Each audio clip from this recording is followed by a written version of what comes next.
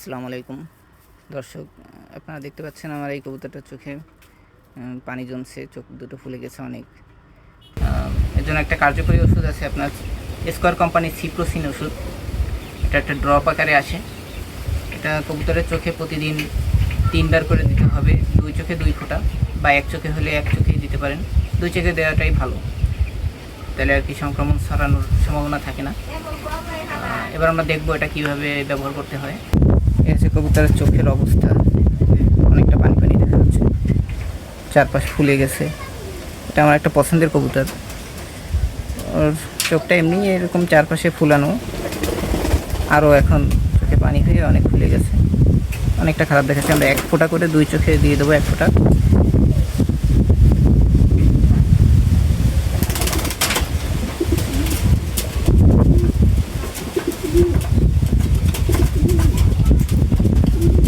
এরকম দিনে 3বার দেবো, সকালে 1বার, দুপুরে 1বার, আর রাত্রে 1বার। ইনশাল্লাহ একদিনেই 1 থেকে 2 দিনের ভিতর সুস্থ হয়ে যাবে সব। সকলে ভালো থাকবেন, সুস্থ থাকবেন। আসসালামু আলাইকুম।